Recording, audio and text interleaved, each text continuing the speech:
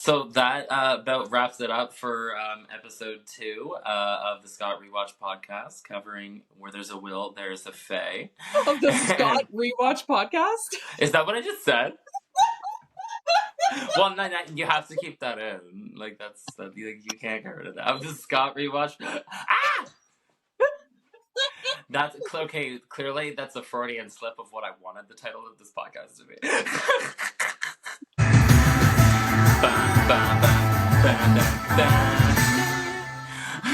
Welcome to the Lost Girl Rewatch podcast with Scott and Stacie. I'm Scott. This is Stacie, or wherever she is on my screen. Is she over here? Don't know. Today we are covering episode 2 of Lost Girl, called "Where There's a Will, There Is a Fae." They always sneak fae in the title some way, somehow. Yeah, they love their puns. They love their fae puns, and I'm here for it.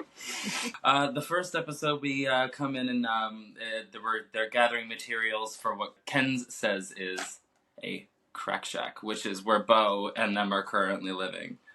The clubhouse is what they kind of refer to it as in future episodes. But yeah, it's like their house with no proper walls.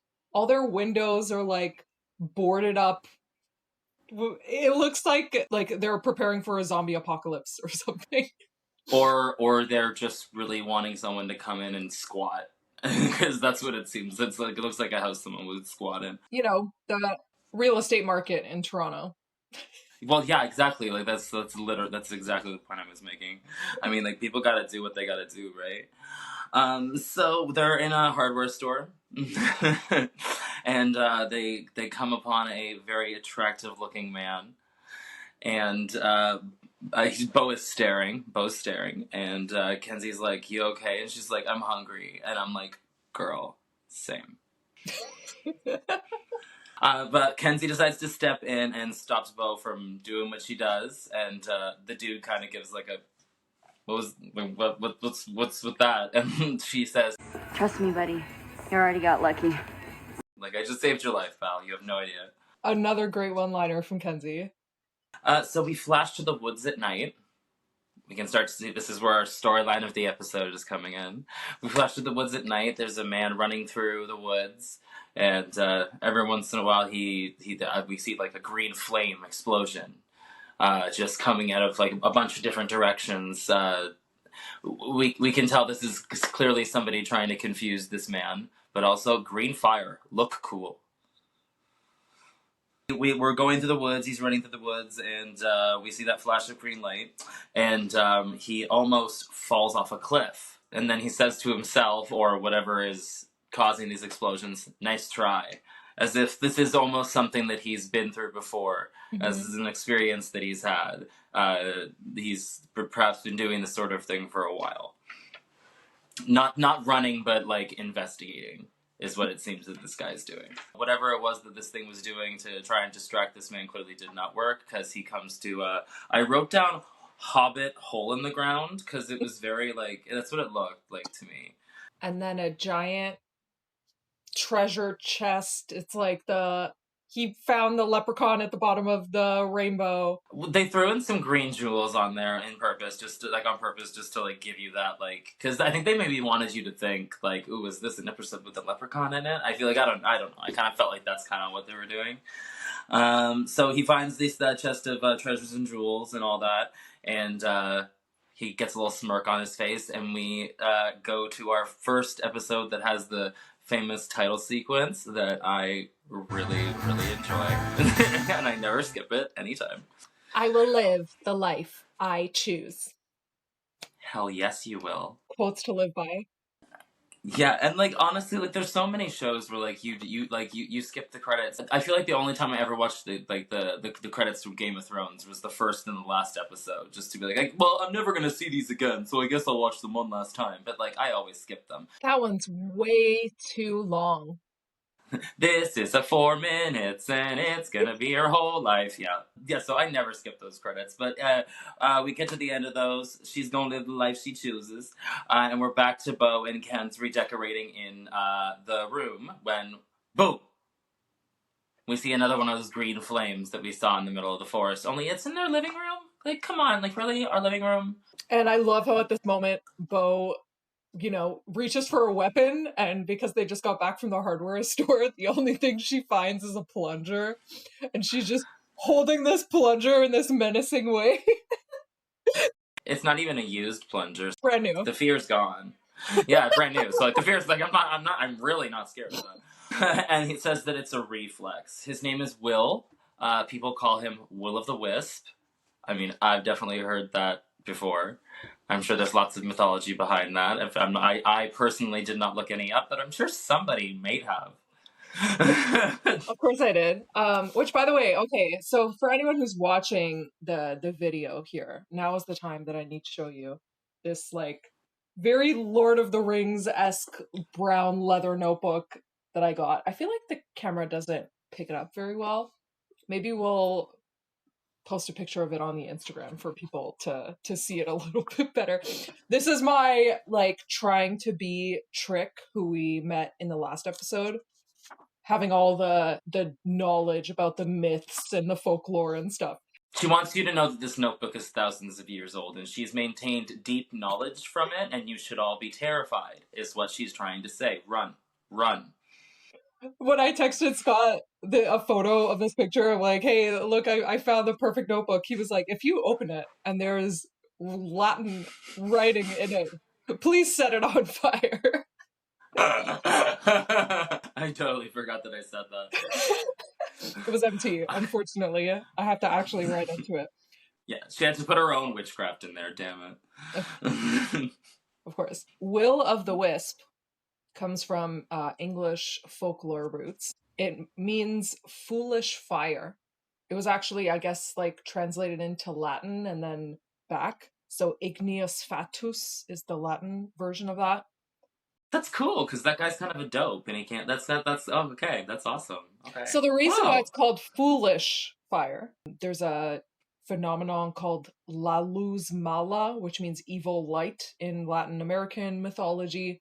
So it's kind of a common thing where you see lights in the marsh or in the bog or something like that, flickering orbs that entice travelers to follow them. So that's what we were kind of seeing in the intro, but in that case, the guy seemed like he's seen this before. He's not being fooled by it. He knows that it's trying to lead you astray or lead you into danger or to distract you from whatever your actual mission is.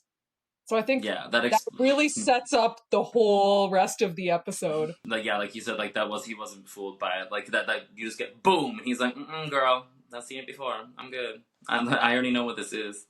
But Bo is already gonna get fooled by this guy's distraction. I think that's the best way to put it.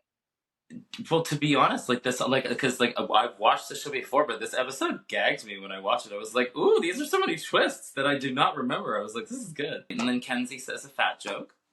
And he says that it's something that this fey creature that seems thousands of years old just like says something very human and just like, it's something that I've always wrestled with. And it's like, aw. Kenzie's totally fat shaming him throughout this whole episode, and it's like really unnecessary. Yeah, it's very of the time that you couldn't watch a sitcom back in the year that this was made without there being a bunch of fat phobic jokes, and like everyone was guilty of laughing at it back then, but right now anytime I hear a joke like that, I'm just like, ick. I don't like it. And it's like he's just got a pot belly. Like it's not that big of a deal, he's an old man. Give him a break. Like, come on. I hope to let myself go long before 1,000 years from now. So he says that he is a woodland light fae. So he is on the light side of the fae, despite the trouble that he seems to be causing at the moment. And that people have been coming for his treasure for a very long time. And that guy from the beginning stole all of his gold. Will wants to hire Bo, and Bo's really doesn't want to do it. And then Will says something very strange and goes, "Do you have a birthmark? Do you have a birthmark right above just above your heel?" And then Bo has the most shocked look on her face that we've seen in the whole 42 to 60 minutes that we've known her watching this series. And that 28 years ago, a woman came crashing through the woods with a baby that had a birthmark in the same spot that Bo has. Can I say Bo looks very like, oh, okay, intrigued. Kenzie immediately looks like sus. Well, yeah, she's very just like, I feel like this is convenient. It's not Mhm. like this seems oddly too convenient. Kenzie decides that in order for this to go forward, that she would like some money, and Bo says no. I think Bo very naively is like, this guy's information that I need, and so I'm not going to take money for this job. And Kenzie, again, as we see, ever the opportunist. But I think she's also like, you don't know that you can trust this guy.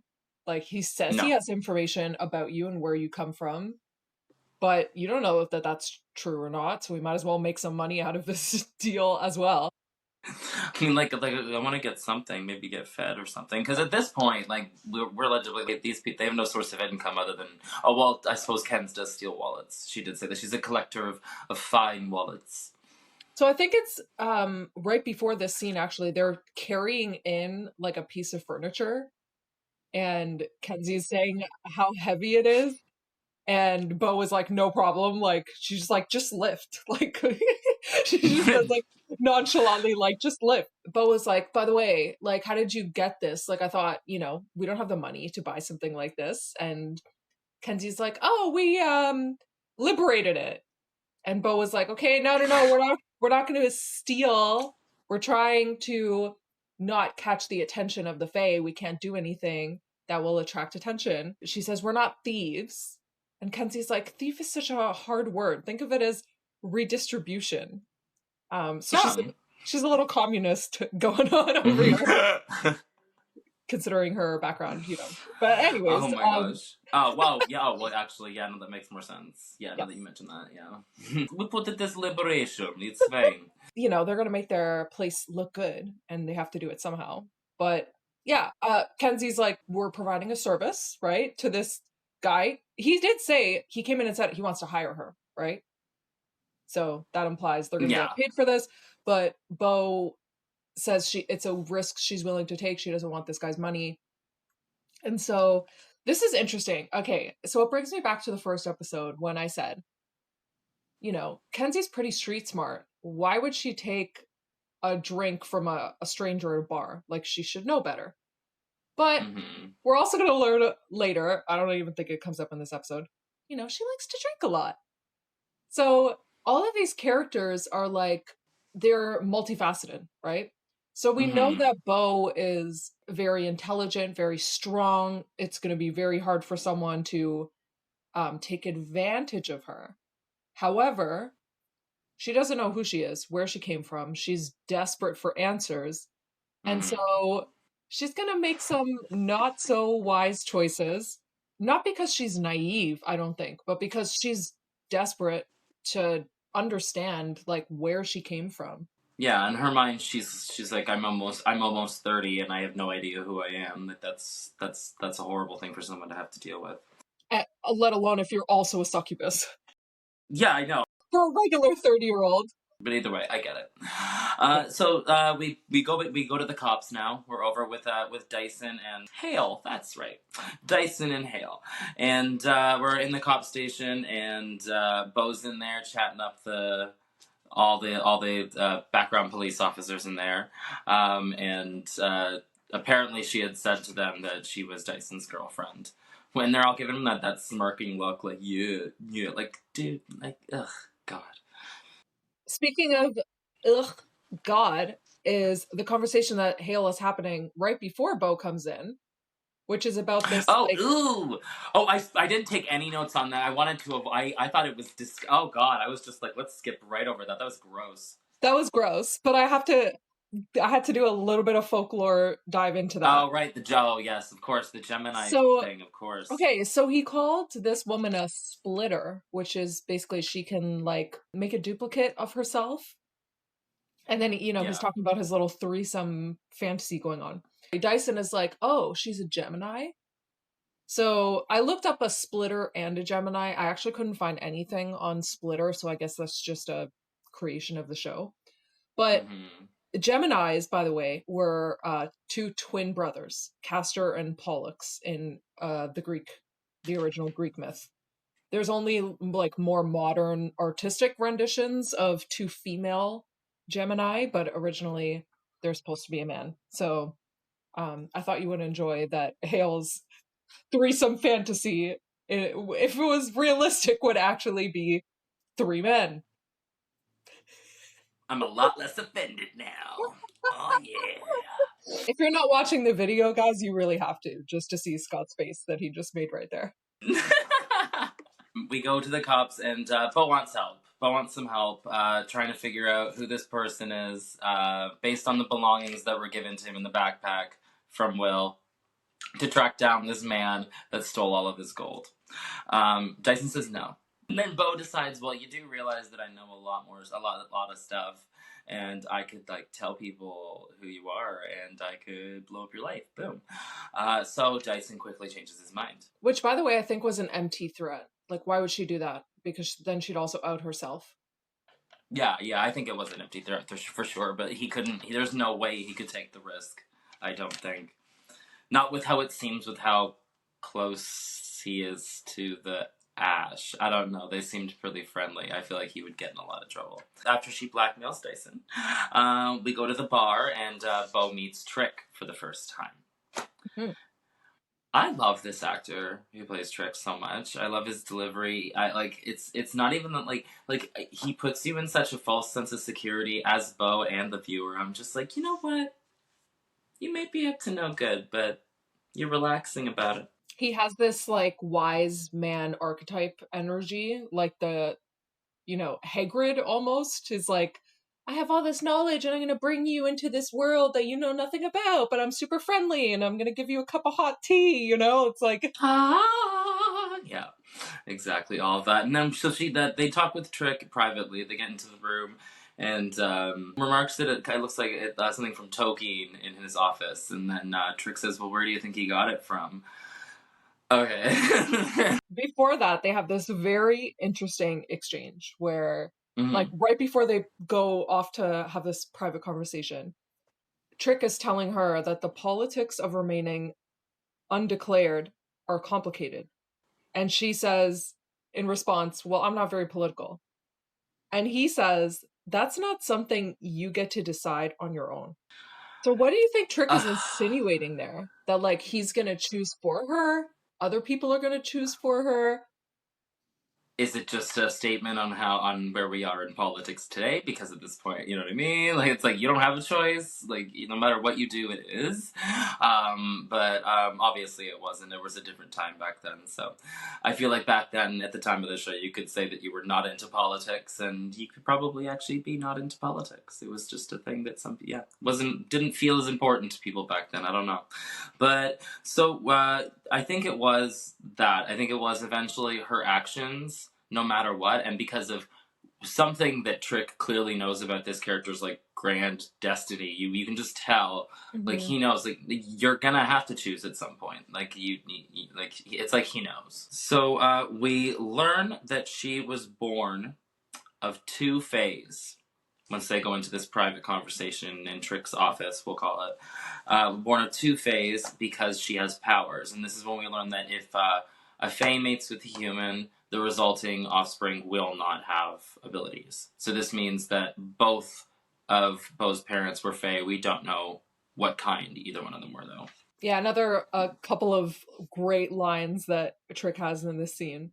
I think Bo was saying, like, oh, so all these fae have something kind of freaky going on, and he says, freaky is in the eye of the beholder, which I love.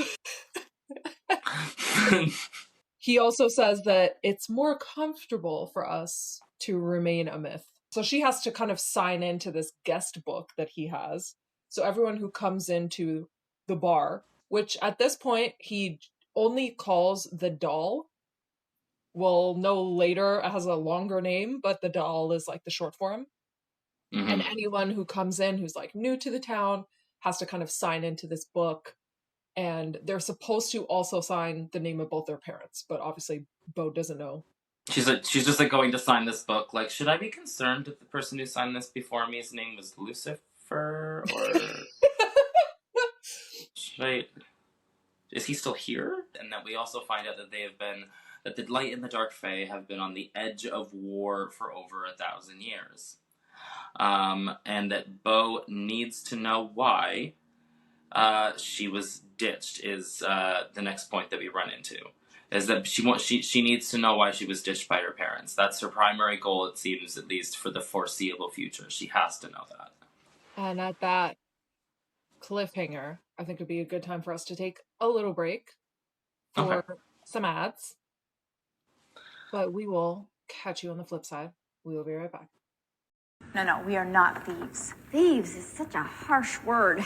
Think of it more as redistribution.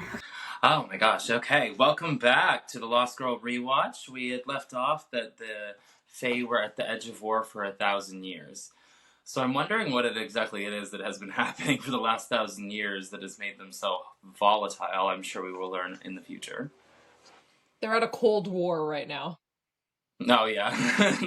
It's quiet. It's in the background, yeah. We get to Michael Connell, and we find out that that is the name of the person that owns the gun that was in that bag that was handed to Bo by Will. So we have our man, and Dyson tells Bo to be careful who she trusts. So he's kind of echoing what Kenzie's saying, that we need to watch out for people who will claim that they have information that you're looking for, but we don't know how truthful those people are going to be. Well, because it seems very clear at this point that the community in general seems to know more about her than she does herself, even if it's just rumors for all those people know. Exactly, yeah. Shook says to Dyson after Bo goes that if she is who I think she is, managing her will be more than any one of us are up to. I was like, ooh. I was like, because like I said, it's been so long since I've seen this show. So to be honest, at this point, I can honestly tell you, I actually don't know who she is at this point. Like at least from my memory. So I'm hearing that, I'm very intrigued as a viewer. I'm like, okay, like this woman is extremely important. What is going on here, and why does this man know so much about it? And how long have they known this was coming for? Mm-hmm. Like, I'm wondering if Trick and the Ash and all these people have just been, like, lying in almost fear for the last 28 years, wondering if this baby died at birth, or if they're in hiding, or if they're going to come out, and I don't think that they knew what was going to happen. And that's a good point that you mentioned there, like, how much of this is rumors or myth? A lot of, even what you think might be some truth about her, might be lies, might be manipulation, who knows? There's just, like, so many intentions of people who we don't know well enough to know what their intentions are. And I think this Will guy could fall under that, or this man who the gun belonged to, who she now follows into a trailer park where they pull up. I don't know if you looked up the song that they were listening to in their car when they pull up to this trailer park, but it's an awesome song. I didn't look it up. No, I didn't, but I should have Spotify. I should have Spotify'd that, honestly. But it wasn't good. And that's another thing, is that the song, like, you can tell that I'm not sure if they are picking Canadian artists for these songs. I would imagine that they are, and I feel like they're highlighting, like, small Canadian artists at the time, that will come up later, for sure. Yes, yeah, which I love. But this episode is the first time we see her signature banana yellow Chevy Camaro, which we actually saw, I don't know if you remember, when we went to a fan expo, it was parked in the convention center. Oh my gosh, I do remember that. Oh, that was so long ago. Yeah, because in the first episode, remember when they were getting, like, kidnapped? I'm pretty sure Bo was driving a car in the first episode, but it's not... No, it was blue. The Camaro. Yes, it was a dark blue. Yeah. So this is the first time this banana yellow Camaro comes in, but we will see it many times after. It's just like, it's like a heap of trash, but it's also a really sexy car somehow. I'm always also this is like I'm like shamefully in love with yellow cars. I love them. I don't know. I'm terrible. But I love them. I love those eyesores. They're amazing. So we get to this trailer park. They get to the door. They go to open up the door. Kenzie and Bo, and they see a little string. It's like, uh-oh, it's a trap, and a gun goes off, and we get a wound on Bo's hand. They get in there, and they start looking around, they find the like papers and like books. This person was doing research for a really long time, and it's become obvious now that Connell was not necessarily looking for the treasure, but hunting Will. So a lady pops in with an accent that I could not place, and she's got a gun and she's threatening the both of them. Bo gets nice and close and touches her face and goes, "Don't worry, I'll explain it. It's fine. Don't worry. Like, I'll just explain it all. You'll feel better in just a second." We mentioned in our first episode we're not sure where this story is supposed to take place. But if you weren't sure if it's in America, you know now. Yeah. With all the guns that people have.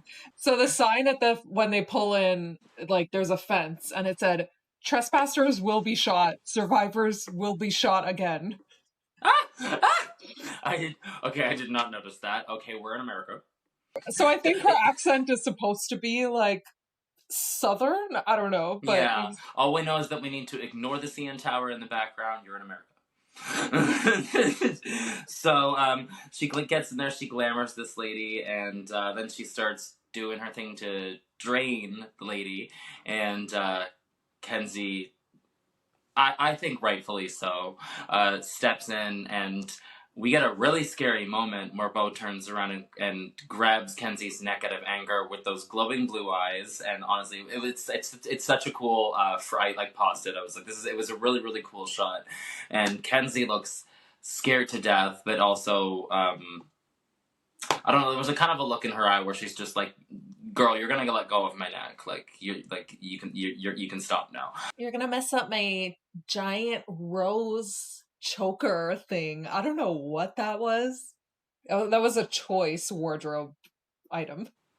I suppose like she probably have approached it like my character steals things, and nothing that she has on her body is her own. Probably, I don't think she owns anything, and none of that stuff belongs to her. So I would say that like that necklace she stole from some garish lady's house, and she's been wearing it ever since. That's very convincing. You sold it. I think I did. The choking stops, and Bo says sorry. She turns and says to Kenzie, she's like, "Okay, well, I'm sorry I choked you, but also like thanks for the cock block," which I thought was really really good line. That's usually something Kenzie would say.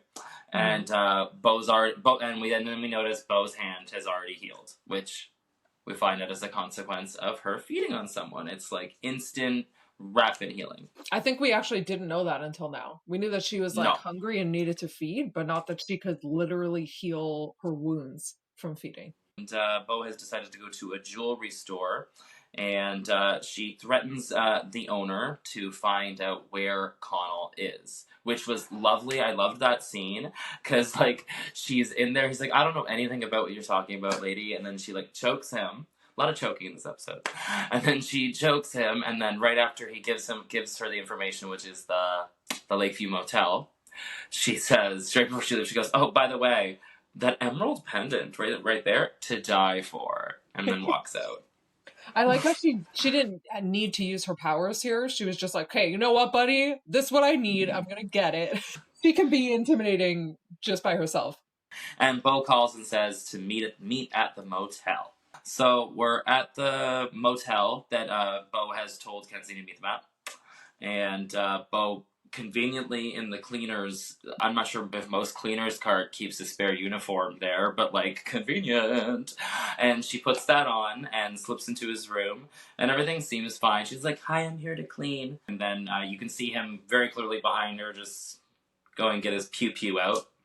Yet again, another gun. Because he says, "I'm here to meet somebody," but then as she's doing her busy work, he says, "And I think you're the person I'm here to meet." And then we find out that it turns out that this man stole this gold from the Will of the Wisp because the Will of the Wisp is his father. Dun dun dun! I did not see that coming. Well, like Trick mentioned earlier in the episode, you need to have 2 Fae parents to have Fae abilities. So we find out that this guy, what's his name again? Mike Connell. He only has 1 Fae parent. His other parent was human, and therefore he was not born with any Fae abilities. Just a handsome face, you poor thing. Like, shut up.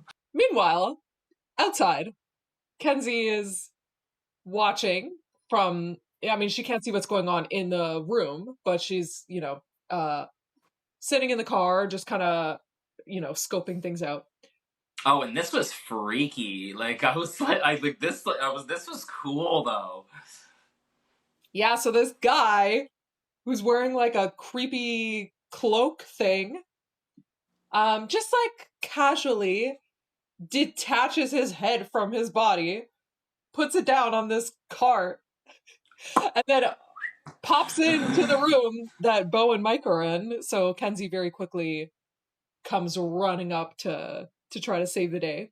My favorite is when she does come up and she comes up and then the guy like opens the eyes. Like I thought for sure she was gonna like at least pop the head in the trash can or something. Instead she was like, oh! Because Bo, meanwhile, inside is now like fighting this disheaded body. I was gonna say disembodied head, but no, sorry, the opposite.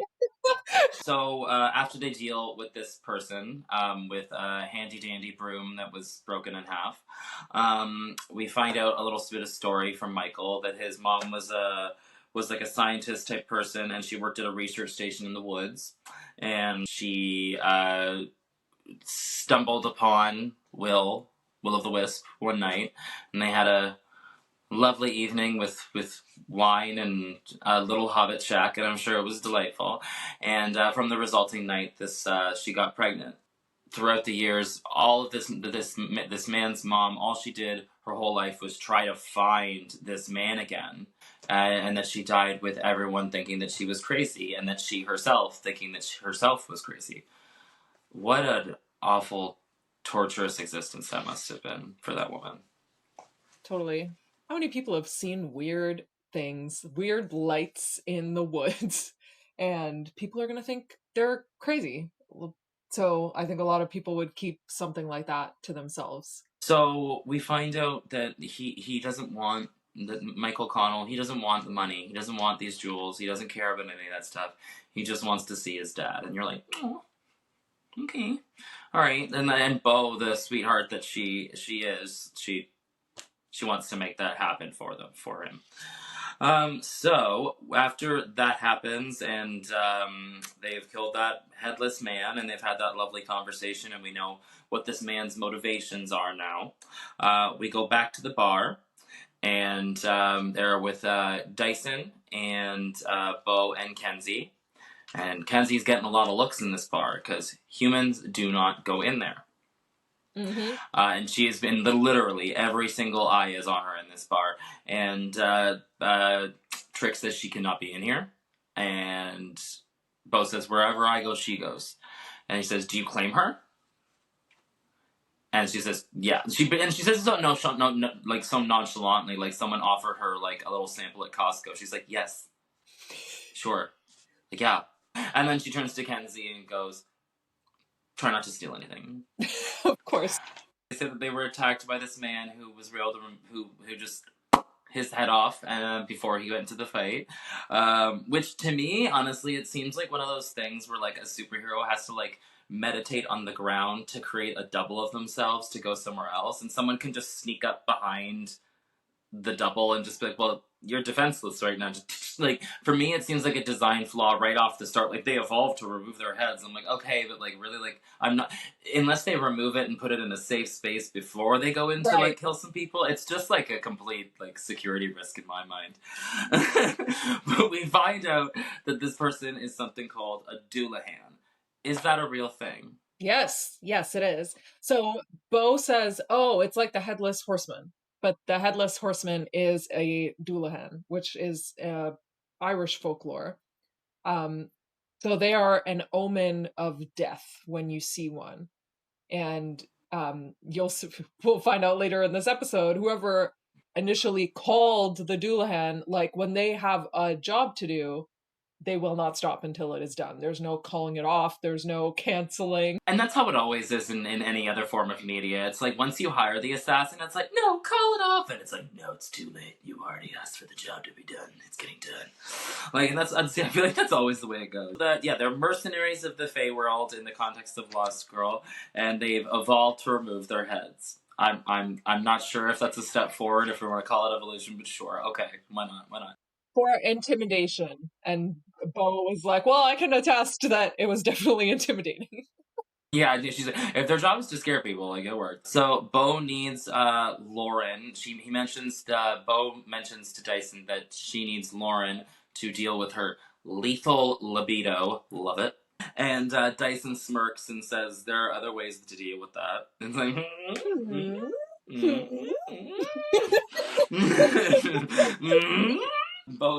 Bo's just like, okay, well, like, give it a rest for right now. Can you just give me Lauren's number? No, you know what she actually responds in a really mature way, and she's like, look, I don't want to owe one of your sides, and I need a long-term solution. Like, yeah, she didn't just like turn him down. Like, that was a very thoughtful response. Because she's like, I might still want to do this in the future, to be honest. Mm-hmm. Back with Will at Bo's. And Bo's home with them, and so is Kenzie, and they're there, and he says that he did not send the Doulahan. Thus. And, yeah, but Will seems shocked by Connell, that he exists. Yeah, I just slept with this woman once. Because then when it comes to him, he's like, oh, shit, yeah. Because for anyone who's listening to the podcast, I gestured like a finger with my hands into a hole also made with my hands. Yeah, that's right. Yeah, sorry, we should have, the closed captions, Stacie makes a sex figure with her hands. He seems really happy to be a dad. He's like, what? This is amazing.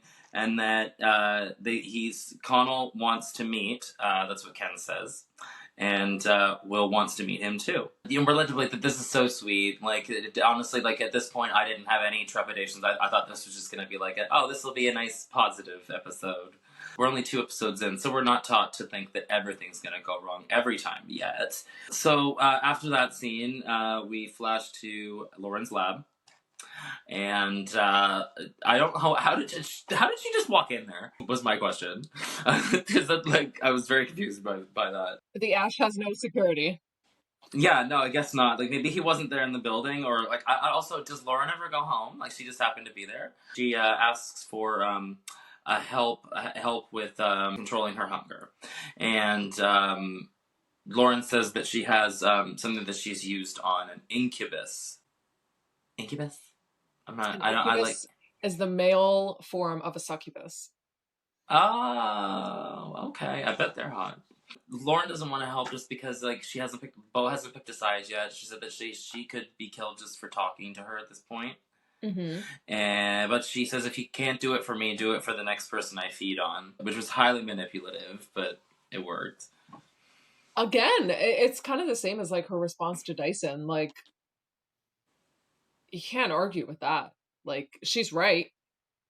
Yeah. And if she probably thinks, well, this woman's a doctor. Like, she made a vow to, heal and protect people. And she's a human. So obviously she's going to want to do what's best for the humans, right? Yeah, it's a Hippocratic oath, not a hypocritic oath. Yeah. Yeah. Okay, but I gotta say, so she, so what do you think Lauren gives her at this point? It was like a pill or something? It was an injection. It was an injection, okay. Bo says, like, really, thank you. Like, I'm so appreciative of this. And Lauren just goes, mm-hmm. That's it. That's all. She just goes, mm-hmm. And it was, like, so cold. It was kind of sexy. Because, like, I think she just did that because that's not what she wanted to do. Yeah, she says join the light. She says no. She leaves. And then we're at the dock/warehouse. Bo walks in, and everything felt fine right up until the moment that she walks into this warehouse, and I'm like, oh no, this is a trap. Like, the second she walks in, I was just like, no, this is, oh damn. We should have, when someone says meet me at a warehouse. It's worse than a glass factory. Yeah, exactly. Like, could you meet me at the old rickety sawmill? Feels like a trap, feels sketchy. And Connell comes out, and of course he pulls out a gun on Bo, because he does not want to. Well, I guess he does want to meet his dad, maybe, but he also wants to expose the Fae and expose his dad for what he did to him. Mm-hmm. And his mother. Get revenge, yes. I think. Yeah, and realistically, I think he's living a pipe dream, because even if what he did do, even if he died, hell, if he died in this situation, it would make it easier to cover up. His argument that, like, if he died, it would blow this thing wide open, I didn't think there was any legitimacy to that. Yeah, agreed. So he locks Bo in the storage unit, and then Ken's and Will arrive. He says that he wanted to know him. Like, so there was still some genuine feelings there, despite the trap that he did set up. Mm-hmm. Which is, I just like the duality of that. Just like the, I'm going to do this awful thing, but I'm not sure if I feel bad about it, but also love you. Pretty much. His mom also, I think, that expressed before she had passed, that she also wanted this to come out in some way as well. Will the Wisp, he knew that his mom would want to tell the world about him, and if they were in a relationship, and really, like, how would that have worked? And it just couldn't work, so that was why he disappeared. And as this is being explained, a Doulahan popped, another one, the same one as before, I'm pretty sure, because I think in this case, I think if you don't dispose of the head, I think they survive. I think that's what it was. I don't think Bo killed him. I'm not sure what's going on either, because its lifeless body was sitting in the back of their trunk. So when would it have, like, gone back to its head? Oh, I think they had the head in the car as well, because she said that there's also one in the back seat. So I guess the body would have come to life, and then he busted out of the trunk or through the back seat. Yeah, but Ken's did say that they were both in there. Yeah. So yeah, Doulahan shows up. Bo fights him again. Another action scene where it appears Anna Silk's actually just doing it all herself. She's very capable. I enjoy the fight scenes in this show. Me too. As this is happening in the chaos, Ken's is like, "Hey." And she's got his head above one of those trash cans that's on fire. And it honestly didn't really make him stop at all. He still kind of just rushed towards her. Mm-hmm. So she drops the head in there, and that's when we learn how you kill one of those things. Really kill one of those things. Again, fatal design flaw. Yeah, exactly. That's what I'm saying. Like you're attacking me, but, like, the thing that will kill you is 10 feet behind me. So it's like, again, you should have left the head outside and then just walked in without the head. It would have went way better for you. Yeah. Totally. During the struggle, though, Bo does get a cut on her neck, and it is going quite a bit, and Bo is not healing. However, she's not going anywhere just yet, because even though she is bleeding out right now at the moment, she still wants to get what she came here for, which is, as Will says, it's time for me. I owe you a story. Mm-hmm. And, like, I was honestly so intrigued as soon as he went to go say this, and then when he did actually say it, it was also like a bit of like this is kind of what we thought it was, just a little breadcrumb, not quite enough. So anticlimactic. Yeah, well, I mean, honestly, I don't even think that we're gonna find out, like, true, like, origins of this stuff even in this first season. I don't think, no, because like, not to my memory. So he says that Bo was with a midwife fae when he had stumbled upon her 28 years ago, when she had just been born. She didn't say much because she was terrified. All she said was that she was scared and that someone was trying to hurt Bo. Will tells Bo to find her parents and to give them a chance. So again, like, all of these characters are so multifaceted because so Will-o'-the-Wisp, like, called the Doulahan, but also, like, had no idea what he was doing and then kind of feels bad about it and was, like, lying and being manipulative and telling Bo that he had a ton of information when really he didn't have much. But I think eventually he's like, yeah, if your parents are out there somewhere, they probably do want to meet you. Just like I wanted to meet this guy, Mike, who is like locking Bo in a storage unit and threatening violence on people. But he just wanted, I think he did genuinely just want to meet his dad, even if he thought that, you know, he was gonna expose the whole Fae, which obviously was not going to happen. Yeah, and then they just disappear, vanish in a puff of green smoke, and that's the end they see of that. Kenzie is, so we're on the ground, Bo is bleeding. Kenzie says, do you need me to get you? I can't remember if she says, do you need me to get you to the hospital or Lauren? I think she says Lauren. And then Bo says, no, call Dyson. Mm-hmm.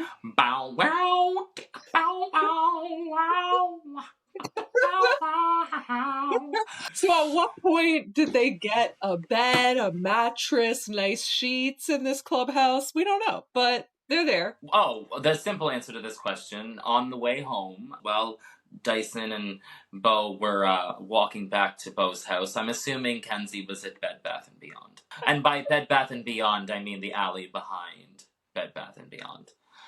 This show is very...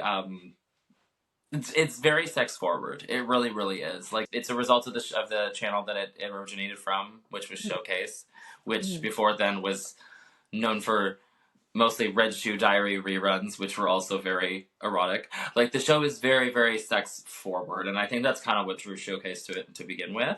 It's also not like HBO, you know? It's like, it's tasteful. Yeah, and well, yeah, even HBO can be tasteful, but it's just, there is moments where it is less than that. But to be honest, like, honestly, a lot of times when I see scenes like that, often I'll fast forward just for my own discomfort sometimes, especially if it's a man and a woman. Hetero sex. Ugh. So, especially if I'm watching it with someone else, I'm like, I'm fast forwarding this for my own comfort. But as it's happening, and then we see that the cuts on her neck are starting to heal, because as Dyson said, I know just what you need. Yeah, so, I know. Okay. And that is the end of While There Is a Will, There Is a Fae.